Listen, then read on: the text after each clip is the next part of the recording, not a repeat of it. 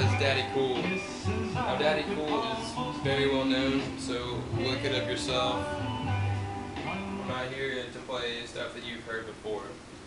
It's not interesting. It's not, okay? Because I got a bunch of 45s, so most of them are like really poppy hits. So I'm not going to show you them because you've heard them.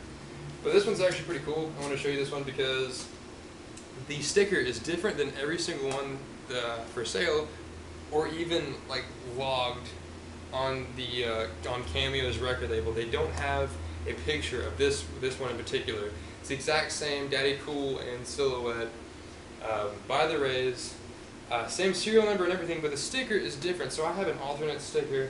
It's 1957, but it's just interesting because there's not another one like this currently for sale on the internet. This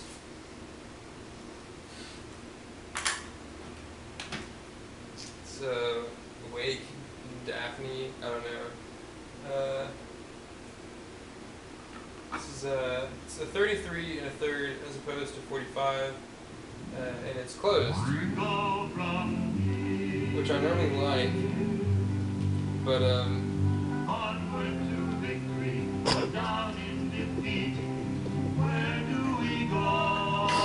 this music though is hilarious. It's I don't know. Are we asking too much? Is it really too late to witness the triumph of love over hate? Where do we go?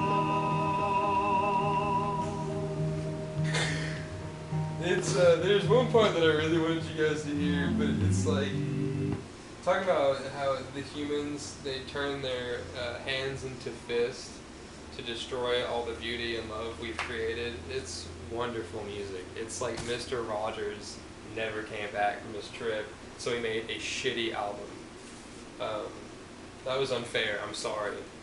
And I apologize for the language, but it's hilarious, and I don't know, if anybody liked what they just heard, please tell me, and I will give it to you. Oh, Oliver, I gotta go get Oliver. But this is the Shaboons, Smokey Joe's Cafe. No, this is actually sung by the Robins, but check this out, it's really cool. Smokey Joe's Cafe. Ooh, and I started shaking when she sat right down next to me. Ooh, her knees were almost touching my Smokey Joe's Cafe. Her chill was running down my spine. Smokey Joe's Cafe. Oh, I could smell the sweet perfume. She smiled at me, my heart went boom. Then everybody in the room at Smokey Joe's Cafe, they said, man, be careful. That chick belongs to Smokey Joe. From behind the counter. So as you can tell, it's like, this is Oliver, by the way. I know you guys met him, but we went to the pool, and he's been fighting sleep. He just took like a 2-minute nap. He'll be gone probably whenever we're done with this. But as you can tell, it's like, you know, it's kind of your average blues, but it's not, because it has like the storytelling, but it has like the ragtime piano, and it has like the doo-woppy like vocals in the background. It's very interesting. This one is actually, I'm going to play another record while I talk about this one, because this one's not, it's a comedy record.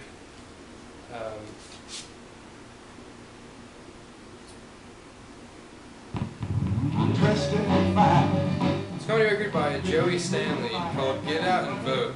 I'm also showing you this. I put sample because there's going to be something in there that I can sample. It was the only one that I found that was not a 78 speed on the internet. Rare. So I'm just sharing that with you. It was interesting. Just an old comedy record that wasn't, you know, it's hard to find now for whatever reason. I see that. It's the light. And this right here is Ray Simon. This song is called TV Quiz. This is the B-side of the record, not the popular one. It's off the record label that had the Flamingos. You know, they did the song I Only Have Eyes for You. But what's cool though is that this one's actually in color. I've never seen it. I've always only seen it in black and white. This is definitely the best condition I've ever seen an end record in. This is the popular one. I'll play this one. Alley Cat. Pretty much the same thing. But you take it out on me. Just straight rock and roll, you know. From I don't know the year. I do not know the year actually. I would have put it on the sticker. Yeah, I don't even care. I was just trying to show you that it'd be nice, but I don't care. Google it, guys. I'm just kidding, but I don't know. This one was also like not extremely available on the internet. But this wasn't even on any website until I went to a bluegrass discography website. They just had they tried to have literally every single bluegrass album that there ever was on the website. So that was the only place that had this. And there were only a couple copies for sale. There might have only been one. And it was worth a lot more than I paid for it, so I didn't pay for it. But I wanted to share this with you. This is a song that we used to sing in my dad's old church. And since I'm from Tennessee, I had to share this with you. I think this is going to be my pick of this report. This is my pick of the report. There's 6 songs on this. This is Carl's Story and his Rambling Mountaineers. Straight up gospel. Mountain gospel. And this is the music of my people. It's straight from the mountains. You can tell the record has some marks on it, but the recording wasn't that great anyways. But that just adds to the charm, really. It just makes it cooler, it makes it sound more interesting, it makes it sound more like I think it should. If this was a really professionally recorded thing, it wouldn't sound as authentic. These guys kill it. 6 songs, about like a minute and a half, maybe 2 minutes apiece. Really good stuff though.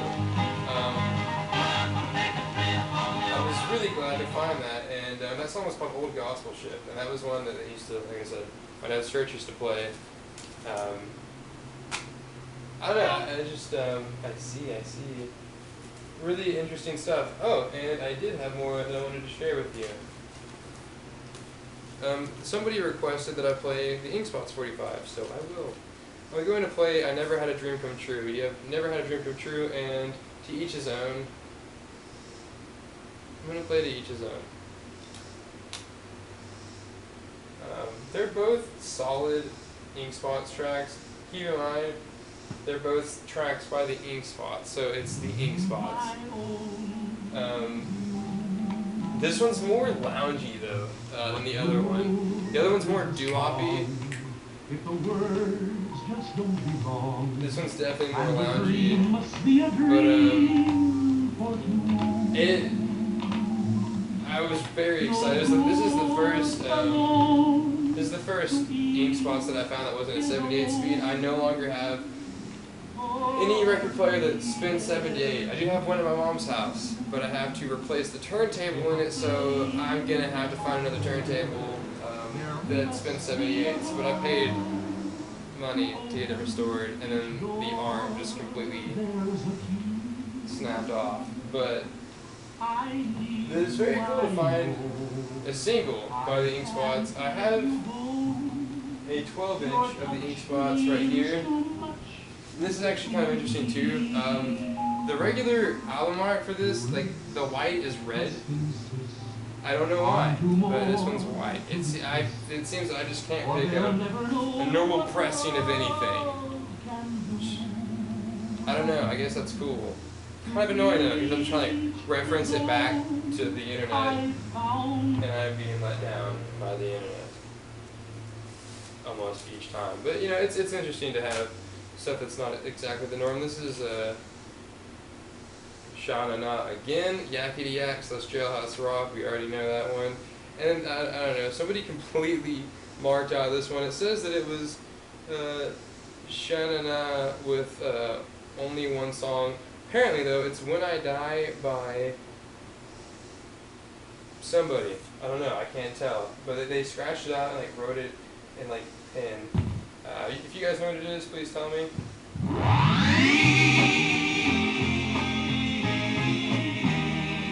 Oh my god. Jay Dilla sampled this. That's all you get to hear. Oh man. That was... I'm putting this aside. I'm going to listen to this. Because I have not listened to this whole song. I've just played a little bit of the end. That was a freaking treat. I'm going to have to listen to that on my own and brag about it later. This is the Megatrons. It's nothing worth hearing. It's your typical white people music from... It sounds like the 50s, but the Megatrons, they knew it. They were onto something there, obviously, with the name. And this one, I kind of wanted this to be my pick of the week, but I already picked my pick of the week. I think that just won it over, though. I have 3. But this is The Spaceman, and it has The Lonely Jet Pilot and the song The Clouds. And this is like a test pressing. This was actually rare too, because it's, you know, just a white label, and there's like I didn't do that. Nobody that owned it did. The people in the he's asleep again. The people in the studio actually did it, which is interesting. But I want you to hear both sides. This is The Clouds.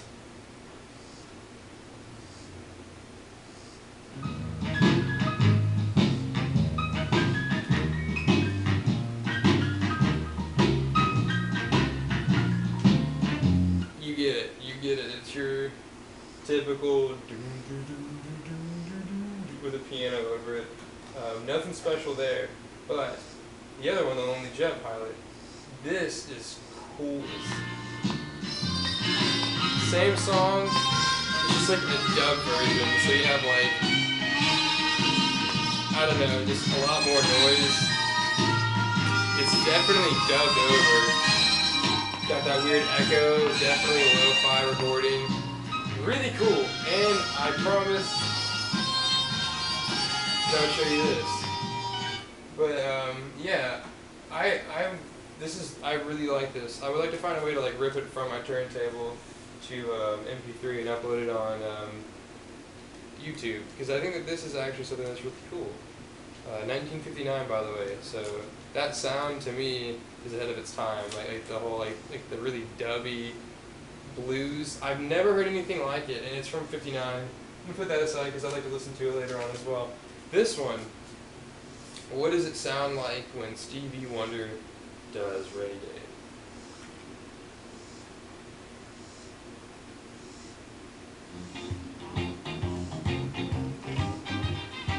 This is the dub version.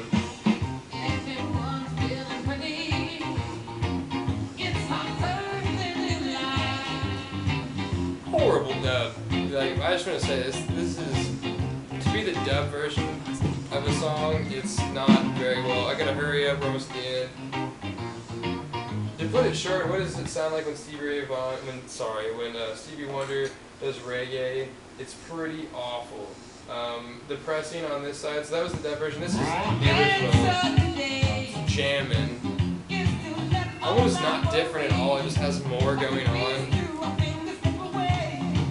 The pressing, I don't know if you can tell, but it's going in and out, in and out. The pressing of it's absolutely awful. The song's not that great at all.